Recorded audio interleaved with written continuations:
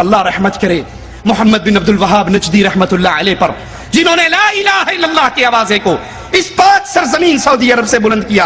मोहम्मद बिन सऊद से अल्लाह राजी हो राहिमहुल्लाह, उन्होंने इमाम मोहम्मद का साथ दिया। और ये धरती जहां पर दरबार लसूड़ी शाह, फसूड़ी शाह, एट शाह, कामा वाली सरकार के नहीं थे, जहां जैद बिन खत्ताब का कुब्बा था, जहां खुदीजा के दरबार थे, जहां सहाबा की कब्रें थी, इन सारे दरबारों से इस धरती को पाक करके यहां एक अल्लाह के घर को छोड़ा गया और ऐलान किया गया, लोगों ये पेशानी झुक सकती है तो अर्श वाले के सामने, और बंदे की पेशानी बंदे के सामने नहीं झुका करती।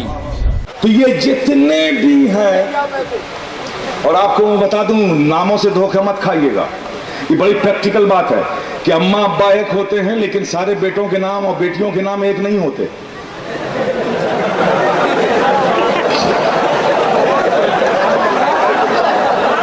ये धोखे में मत आइए।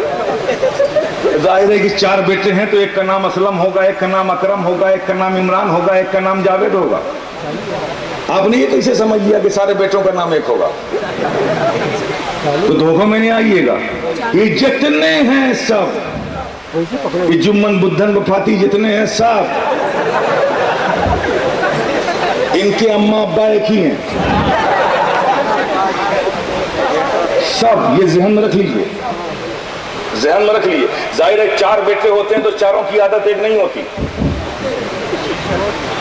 चलने का ढंग भी एक नहीं होता, रहने का ढंग भी एक होता, खाने का ज़ौक भी अलग होता, कपड़ा पहनने का भी ज़ौक अलग होता है, लाइफ स्टाइल भी अलग होती है, उसका शऊर भी अलग होता है, उसकी समझ भी अलग होती है। वैसे ही है ये भी, लेकिन अम्मा अब्बा सबके एक ही है।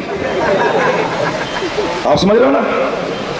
तो जाहिर है कि जब जिसके फिक्र की कोई अशात करे, जिसकी तहकीक की, जिसकी आइडियोलॉजी की, जिसके नजरियात की कोई अशात कब करेगा? जब उससे मोहब्बत होगी।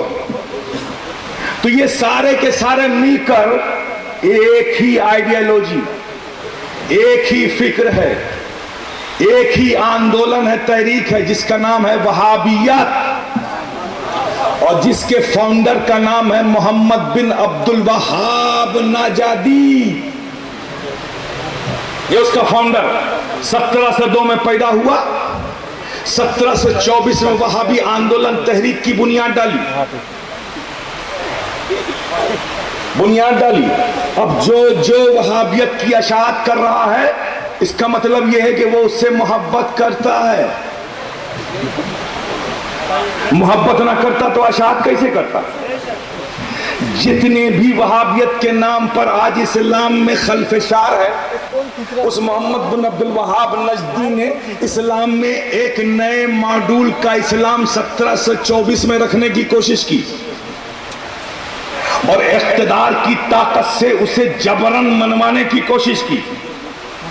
यही वजह है, जबरन और जबरदस्ती का नतीजा ये निकला कि अरब की सरजमीन पर 25,000 उलमा का कत्ल करवाया। ये तारीख है। इस वहाबी आंदोलन की नजर 25,000 उलमाए हक चढ़ गए। ये तारीख है। जो लोग भी उनके नजरियात की अशात कर रहे हैं, तो इसका मतलब यह है कि वो उनसे मोहब्बत करते हैं। मोहब्बत करते हैं ना? तो अब जितने हैं उनकी मरकज़े मोहब्बत का नाम क्या? चालू है ना, मैंने लिया अब्दुल वहाब नजदी। मैं उन्हें भी एक लम्हे फिक्र दे रहा हूं। पता नहीं, हो सकता है अल्लाह ने तौफीक का दरवाजा खोल रखा हो तो शायद काम आ जाए। अरे गौर करो, गौर करो। अरे जिससे तुम मोहब्बत करते हो,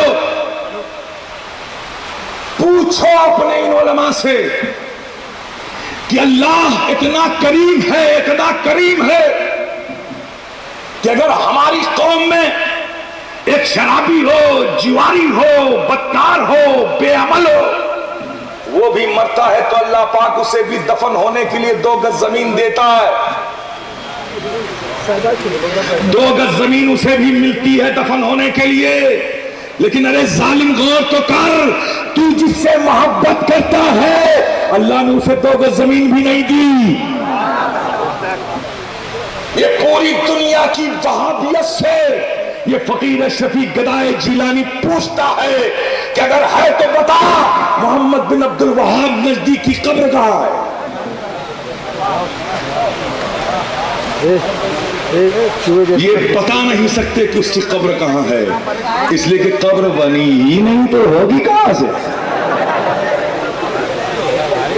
अब उसकी कब्रों का अगर पता चलाना है तो जाना पड़ेगा टर्की के समुंदर में, और वहां जो समुद्री जानवर होते हैं उनके पेटों में खगालना पड़ेगा, शायद कोई अंश उसका उनके पेटों में बचा हो तो रह गया और मिल जाएगा। ये याद रखो, ये तारीख है कि जब मोहम्मद बिन अब्दुल वहाब ने दीग नए मॉड्यूल की इस्लाम की तहरीक को लेकर टर्की पहुंचा और उसने इसकी अशात शुरू की, तो इसके दामे फरेब में बहुत सारे मुसलमान आ गए और बड़े जज्बाती तौर पर इसके साथ जुड़ गए। लेकिन कुछ ही दिन गुजरे थे कि जब उन्हें इस कॉन्स्पिरेसी का पता चला कि ये जिसे हम अपना अमीर और कायद और मुबल्लिग समझ रहे हैं, दरअसल ये तो यहूदो नसारा का एजेंट है। जब ये उन्हें पता चला तो शिद्दत गुस्से की बुनियाद पर उन्होंने लिहाज नहीं किया, पकड़ कर कत्ल किया और उसके जिस्म के टुकड़े टुकड़े करके उसकी लाशों की पोटियां पोटियां बनाकर समुद्र के जानवरों को दे दिया। ये तारीख है प्यारे। अरे अब भी बात है, वो तेरा अमीर कैसा जो अल्लाह ने जिसे 2 गज जमीन भी ना दिया।